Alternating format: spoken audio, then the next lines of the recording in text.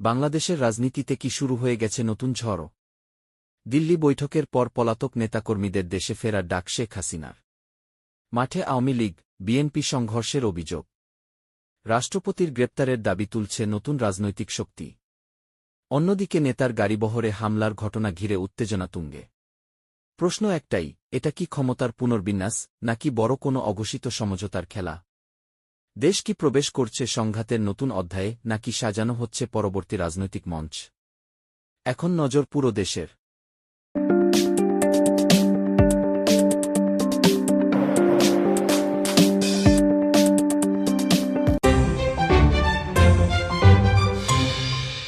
রাজনীতিতে কখনো কোনো বক্তব্যই সরল নয়।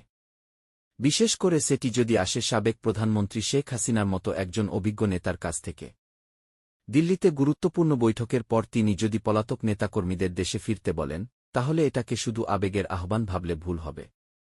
এটি একটি শক্ত রাজনৈতিক বার্তা। প্রথম প্রশ্ন, কেন এখন? দেশে নতুন সরকার, আওয়ামী লীগের ওপর নানা নিষেধাজ্ঞা ও আইনি চাপ। অনেক নেতা মামলা এড়িয়ে দেশের বাইরে। ঠিক এই সময়ে কি ফিরে আসুন, কি এই বার্তা কি ইঙ্গিত দিচ্ছে যে দল বিশ্বাস করছে পরিস্থিতি বদলাচ্ছে? দ্বিতীয় প্রশ্ন, এটি কি তৃণমূলকে সংগঠিত করার কৌশল?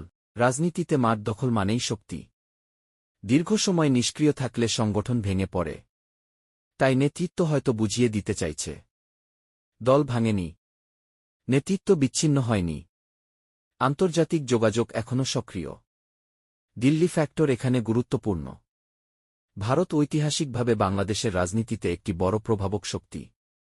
যদি দিল্লিতে বৈঠকের পর এই আহ্বান আসে, তাহলে অনেকে এটিকে ডিপ্লোম্যাটিক সিগন্যাল হিসেবেও দেখছেন।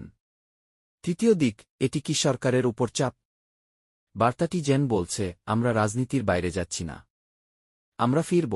এটি রাজনৈতিক উপস্থিতি জানান দেওয়ার কৌশলও হতে পারে, বিশেষ করে যদি সামনে বড় কোনো রাজনৈতিক সমঝোতা বা নতুন নির্বাচনী সমীকরণ তৈরি হয়। তবে ঝুঁকিও আছে।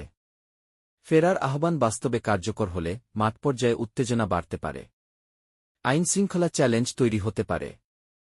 সর্বশেষ প্রশ্ন, এটি কি প্রত্যাবর্তনের প্রস্তুতি, নাকি কেবল সংগঠন টিকিয়ে রাখার কৌশল? উত্তর এখনও স্পষ্ট নয়।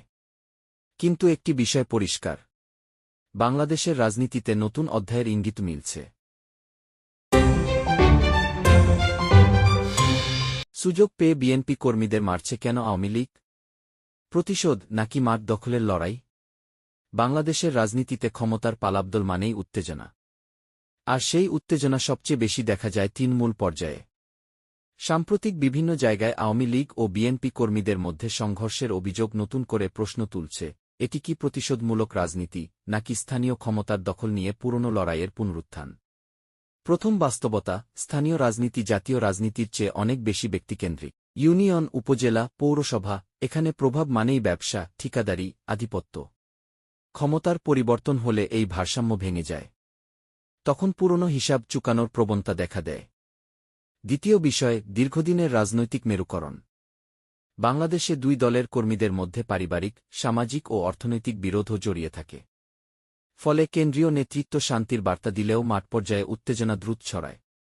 তৃতীয় দিক, সাংগঠনিক শক্তি প্রদর্শন। যদি কোনো দল মনে করে তাদের রাজনৈতিক অবস্থান দুর্বল হচ্ছে, তারা মাঠে শক্তি দেখিয়ে বার্তা দিতে চায়, আমরা আছি। কে এই শক্তি প্রদর্শন অনেক সময় সংঘর্ষে রূপ নেয়। কিন্তু সবচেয়ে বড় ঝুঁকি কোথায়? যদি সংঘর্ষ বাড়তে থাকে, তাহলে নতুন সরকারের জন্য এটি বড় পরীক্ষা।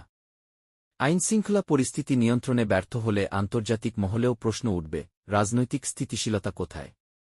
আরেকটি প্রশ্ন, এটি কি বিচ্ছিন্ন ঘটনা, নাকি বৃহত্তর রাজনৈতিক কৌশলের অংশ?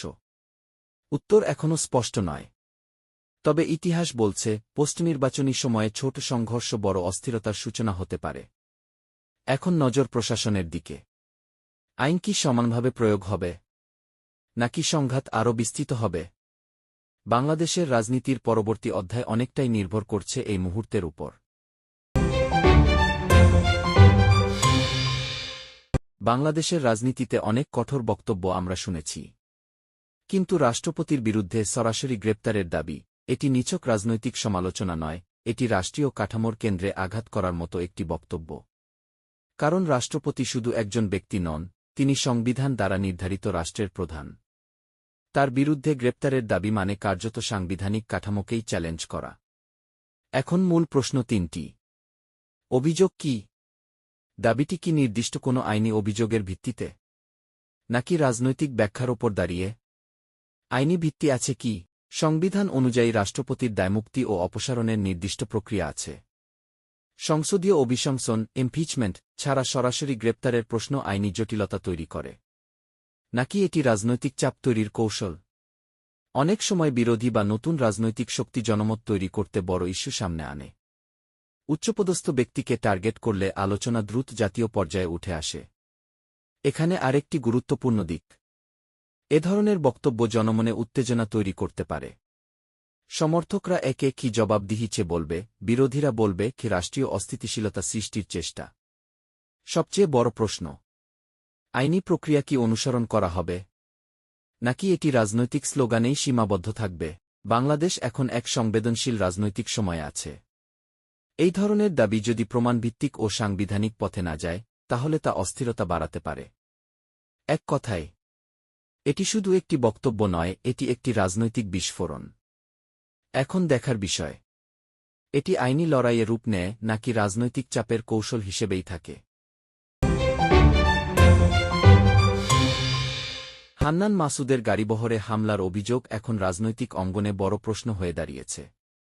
অভিযোগ উঠছে, স্থানীয় এক আওয়ামী লীগ নেতার নেতৃত্বে এই হামলা সংগঠিত হয়েছে। যদি সত্যিই রাজনৈতিক পরিচয়ে সংগঠিত আক্রমণ হয়ে থাকে, তাহলে এটি শুধু একটি বিচ্ছিন্ন সহিংসতা নয়, এটি সরাসরি আইনশৃঙ্খলা ও গণতান্ত্রিক পরিবেশের পরীক্ষা। প্রথম প্রশ্ন, এটি কি পরিকল্পিত? গাড়িবহর টার্গেট করে হামলা মানে তাৎক্ষণিক উত্তেজনা নয়, বরং আগে থেকে প্রস্তুতির ইঙ্গিত থাকতে পারে। তবে অভিযোগ মানেই প্রমাণ নয়। তদন্তই নির্ধারণ করবে এটি সংগঠিত হামলা নাকি আকস্মিক সংঘর্ষ। দ্বিতীয় প্রশ্ন, প্রশাসন আগে থেকে জানত? যদি এলাকায় রাজনৈতিক উত্তেজনা আগে থেকেই থেকে থাকে, তাহলে নিরাপত্তা জোরদার করা হয়েছিল কি? অনেক সময় গোয়েন্দা তথ্য উপেক্ষিত হলে এমন ঘটনা ঘটে। তৃতীয় প্রশ্ন, ব্যবস্থা হবে কি? সবচেয়ে গুরুত্বপূর্ণ বিষয় এখানেই। যদি জড়িতদের রাজনৈতিক পরিচয় দেখে ছাড় দেওয়া হয়, তাহলে সেটি হবে বিপজ্জনক বার্তা। আইন সমানভাবে প্রয়োগ না হলে প্রতিশোধের চক্র শুরু হয়। রাজনীতিতে সহিংসতা মানে কি? এর মানে হল রাজনৈতিক মতভেদকে যুক্তির বদলে শক্তি দিয়ে মোকাবিলা করা। আর এটি গণতন্ত্রকে দুর্বল করে। আন্তর্জাতিক দৃষ্টিকোণ থেকেও বিষয়টি গুরুত্বপূর্ণ। যখন বিরোধী বা প্রতিদ্বন্দ্বী রাজনৈতিক নেতারা নিরাপত্তাহীনতায় ভোগেন, তখন দেশের রাজনৈতিক স্থিতিশীলতা নিয়ে প্রশ্ন ওঠে। শেষ প্রশ্ন, এটি কি বড় সংঘাতের সূচনা, নাকি দ্রুত তদন্ত ও কঠোর ব্যবস্থায় পরিস্থিতি নিয়ন্ত্রণে আসবে? বাংলাদেশের রাজনীতি এখন সংবেদনশীল পর্যায়ে। এই ঘটনার পর প্রশাসনের পদক্ষেপই নির্ধারণ করবে এটি একটি দৃষ্টান্ত হবে নাকি নতুন অস্থিরতার শুরু। এই চারটি ঘটনায় একটি বিষয় পরিষ্কার করছে, বাংলাদেশ এখন কি পোস্ট নির্বাচনী পুনর্বিন্যাস কি পর্যায়ে আছে। নিষিদ্ধ দল সক্রিয় হওয়ার চেষ্টা করছে, ক্ষমতাসীনদের উপর চাপ বাড়ছে, রাষ্ট্রীয় কাঠামো নিয়েও বিতর্ক তৈরি হচ্ছে, মাঠপর্যায়ে সংঘর্ষ থামছে না। এটি হয় স্থিতিশীল গণতন্ত্রের দিকে যাবে, অথবা নিয়ন্ত্রণহীন রাজনৈতিক মেরুকরণে ঢুকবে।